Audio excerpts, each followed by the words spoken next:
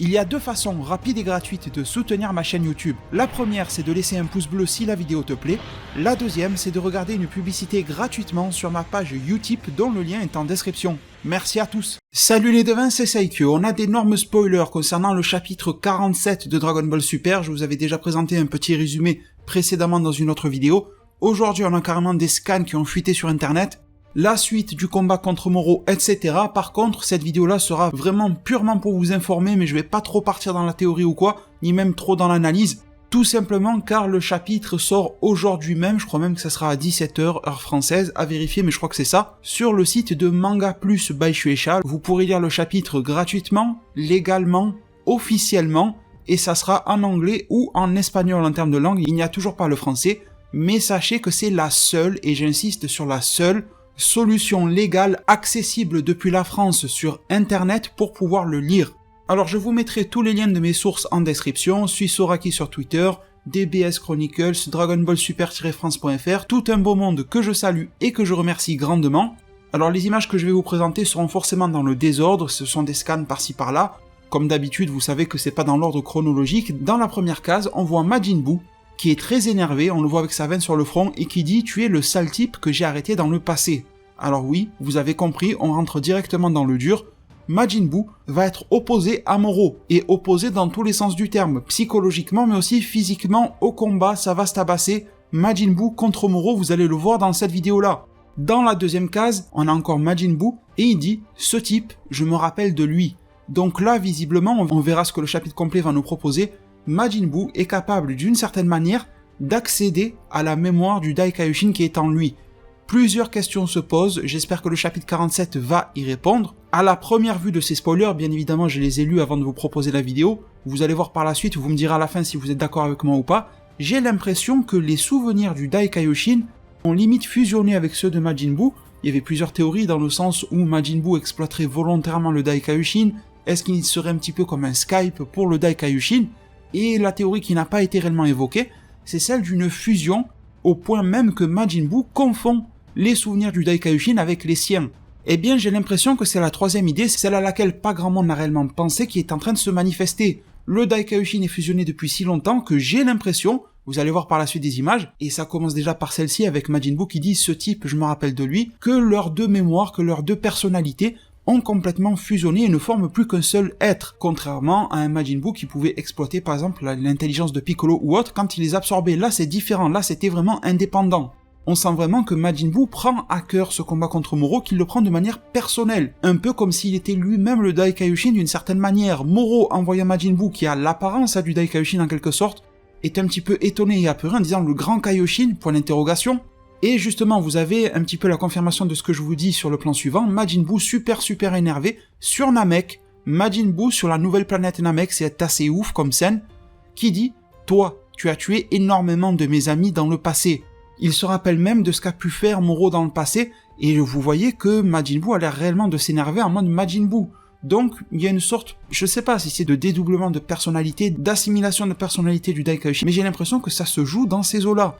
Majin Buu prend à titre personnel le vécu et les émotions du Dai Kaioshin qui est en lui depuis fort longtemps. Et je trouve ça très intéressant comme développement pour Majin Buu, vraiment très intéressant. Vivement ce chapitre 47, je me languis, mais vraiment du fond du cœur. Ensuite, on a quelques images, quelques photos sur Goku et Vegeta dans leur état de convalescence chez les Namek. On a une image dans laquelle on a Vegeta qui dit « Cet enfoiré, 3 petits points, il est encore plus fort que quand il s'est battu avec moi. » Goku dit « Il a probablement dû encore absorber l'énergie vitale de la planète et de tout le monde, à force d'écumer chaque village Namek. » On poursuit, on a Goku qui est assez étonné, qui demande à Vegeta ce qui se passe, et Vegeta dit « Il doit probablement trouver tous les villages où sont regroupés les Namek et les attaquer comme le faisait Freezer à l'époque. » On poursuit ensuite avec Goku qui s'adresse au Namek en lui disant « Vous ne pouvez pas transmettre aux survivants de s'éloigner des villages, si ça continue comme ça, tout le monde va mourir en vain. » Puis sur un plan suivant, Goku se rend compte que la Dragon Ball a une étoile, Dragon Ball de Namek et de Purunga bien évidemment, se trouve dans la même bâtisse que eux. Moro est en train de chercher, de scanner un petit peu vers où il faut aller, et il dit et s'adresse à son sbire Cranberry d'aller dans cette maisonnette-là Namek, car forcément une Dragon Ball s'y trouve. Puis ensuite, on avance un petit peu dans l'histoire, on a Vegeta qui est en train de se rhabiller, donc visiblement ils auraient récupéré plus ou moins de leur force. Vegeta s'adresse au Namek en lui disant « Le fait que j'ai tué des Namek dans le passé, Qu'en penses-tu actuellement ?» Le Namek répond avec beaucoup de sagesse. Ce Namek s'appelant Muri, il dit « Tu veux parler du village du chef Tsuno que tu as détruit ?» Et Muri rétorque au-delà de ça en disant « Le regret et la haine ne sont que source de conflits. Les Namek ne sont pas une espèce aussi absurde. » Donc là, il y a un double élan de sagesse aussi bien du côté de Vegeta que des Namek.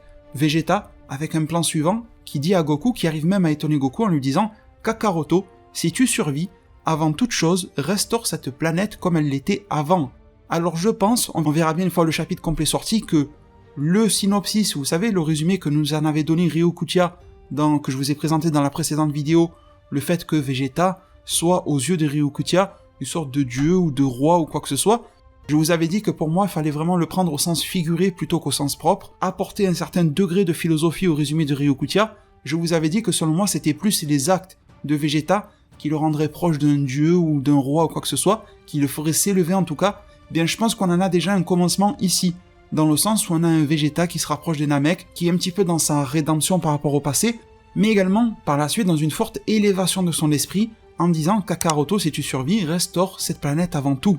On a un Vegeta qui se rend compte qu'il va peut-être pas tenir au combat, qui est réaliste, qui ne fait pas comme face à Cell « Ah, moi je vais te défoncer dans tous les cas ». Non, on a un Vegeta plutôt dans le réalisme, qui se rend peut-être même compte que par expérience, c'est toujours lui qui tombe avant Goku, peut-être qu'il s'en rend compte ici, et surtout qui a la bonté d'esprit de comprendre que cette planète Namek ne mérite pas un énième génocide, et qu'elle doit être restaurée ainsi que son peuple en priorité. En priorité si Goku arrive à réaliser une action héroïque. Puis ensuite, on voit Goku et Vegeta qui ont l'air plutôt fatigués, un plan un petit peu spécial. Ils sont en train de power-up d'une certaine manière, on le voit sur un plan suivant, ils power-up encore plus. On ne sait pas du tout à quoi ça mène, ce qu'ils font, pourquoi ils élèvent leur puissance. Est-ce que c'est pour se battre contre Moro ou pour une toute autre raison? Sincèrement, je ne saurais pas vous le dire. Ça pourrait être pour alimenter Majin Buu en énergie, enfin voilà, ça peut être des tas et des tas de choses. Parce que pour le moment, Célic ne nous montre pas de combat direct, physique, Goku, Vegeta contre Moro, ça serait absurde d'ailleurs vu que Moro absorbe l'énergie, sauf à une condition, si Majin Buu est capable d'activer la faculté du Daikaioshin qui permettait de bloquer et de voler les pouvoirs de Moro. Dans ce cas-là, Moro ne pourrait absolument pas voler et absorber l'énergie de Namek, des Namek ou de Goku et Vegeta, et là, oui, Goku et Vegeta seraient de retour à plein niveau dans la baston, et seraient efficaces et leur énergie ne serait pas absorbée. Ensuite, on a un plan un petit peu plus dans le passé du chapitre, on a Goku qui s'inquiète en disant « Il n'y a pas de doute, Moro se dirige vers nous », Muri est étonné, Vegeta dit « C'est enflure en parlant de Moro, il semblerait qu'il soit à présent capable de venir directement chercher les Dragon Ball », puis enfin, on se tourne vers le clou du spectacle de ces leaks d'informations, Majin Buu en pleine action, Majin Buu au sommet, j'ai envie de vous le dire, Majin Buu qui explose de colère, de rage, de fureur, et qui crie littéralement « Je ne te le pardonnerai jamais », bien sûr en s'adressant à Moro. Vous le voyez par la suite, Majin Buu défonce du Moro au corps à corps. Alors en termes de débat de puissance, je ne sais pas. Je ne sais pas réellement où est-ce qu'on peut se situer, on verra bien une fois le chapitre sorti. Est-ce que exploiter les facultés du Daikaioshin vient d'apporter un power-up soudain à Majin Buu, ou est-ce que tout simplement Moro, malgré toutes ses absorptions, n'était pas si puissant que ça, car je vous le rappelle, une fois que Moro absorbe de l'énergie, ce n'est pas une absorption mathématique, c'est-à-dire que même s'il vide Goku et Vegeta de leur énergie, lui en termes de puissance n'a pas progressé, je parle bien évidemment de Moro, n'a pas progressé d'une quantité égale à l'énergie de Goku et Vegeta. C'est ce qui nous avait été montré à la fin du combat entre Moro et Vegeta et Seiji Blue. Il y avait Moro qui avait absorbé l'énergie de Namek, de Goku, de Vegeta. Vegeta sent le ki de Moro et lui dit « Mais attends, si je me retransforme en Seiji Blue, t'es encore foutu ». Dans le sens où l'absorption de Moro lui confère un power-up, mais pas aussi grand qu'on ne le pense. Donc voilà, ça devient un petit peu difficile de juger et de jauger ici, mais en tout cas la scène est absolument épique. Majin Buu dévie une vague de ki ou d'énergie vitale ou quoi que ce soit qui a été envoyée par Moro. Il y shoot dedans, on dirait vraiment qu'il joue au foot. Il le tabasse comme il pouvait tabasser du Dabura à l'ancienne au corps à corps là. J'aime beaucoup le Majin Buu gros quand il est en mode sérieux. Vraiment, je le trouve kiffant quand il est comme ça sous cette forme-là, mais vraiment en mode combat sérieux. Ça, je kiffe à fond pour cette version-là de Majin Buu. Moro le Bouc est vraiment énervé. Il semblerait même, j'ai oublié de vous en parler, que Moro se soit encore régénéré. Enfin, Goku et Vegeta l'ont déjà dit précédemment, mais physiquement, on le voit. Il a l'air plus juvénile, il a l'air d'avoir moins de barbe. Ce n'est pas un rajeunissement à proprement parler, mais c'est une régénération, comme ça a pu être dit dans les précédents chapitres. Moro dit « Sois maudit, grand Kaioshin ». On le voit en train de faire une sorte de technique qui l'enveloppe autour de lui. C'est un petit peu space, on dirait qu'il est en train de naître, il y a du placenta autour de lui, c'est vraiment bizarre. Je ne sais pas trop ce qu'il fait à ce moment-là, est-ce qu'il est en train d'absorber, est-ce qu'il est en train de générer une vague de ki, parce que sur le plan suivant, on voit qu'il lance une sorte d'explosion de ki. Merus, semble-t-il, est absorbé là-dedans. Moro lui aussi a des veines qui lui parviennent sur le front, il est totalement énervé, et il dit « Grand Kaioshin, je n'oublierai jamais la haine que j'ai envers toi », pour finalement clôturer sur une image de Majin Buu, avec les grosses veines sur le front comme j'aime bien à l'ancienne, avec la fumée qui sort des trous là qu'il a sur la tête, me rappelant vraiment les bons moments de l'arc Majin Buu, et Majin Buu qui dit « Je ne tolérerai pas que tu fasses plus de mal que ça à tout le monde ». Quel grand kiff ce chapitre-là, les devins. Par contre, une petite crainte sur laquelle je vais vous laisser dans cette vidéo-là, enfin une crainte, oui, non, mais ça serait frustrant, c'est que j'ai l'impression que ça va très vite dans cet arc-là Moro, que ça va même très vite, et peut-être même trop vite. La question que je me pose, et là, au début j'y croyais pas trop, mais vous étiez nombreux à me dire peut-être que cet arc Moro en manga est juste un arc, bien sûr canon, mais un arc qui a quand même pour objectif de nous faire patienter jusqu'au retour de l'anime DBS, donc juillet 2019, etc.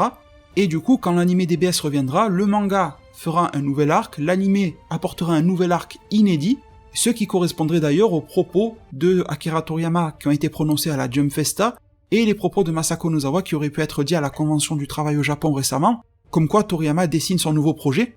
Et si vous vous rappelez bien, dans mes vidéos concernant le retour de l'anime DBS, je vous avais dit qu'il y avait une rumeur à laquelle je ne peux pas accorder de confirmation ou de crédit, mais une rumeur insistante disant que l'anime ne reviendrait ni avec l'arc Broly, ni avec l'arc Moro, mais reviendrait avec un arc tout à fait inédit en collaboration avec Toriyama. Étant donné que ça va très vite, que là on a déjà Majin Buu qui est en train de soulever dans tous les sens Moro, est-ce que c'est juste un premier round, Majin Buu va se faire défoncer ensuite, on va se rendre compte qu'il n'est pas du tout au niveau du Daikaioshin de l'époque, et là on va repartir sur une quête au Dragon Ball, au Super Dragon Ball, quelque chose de beaucoup plus long en termes d'arc, qui va nous mener jusqu'à la fin de l'année ou quoi?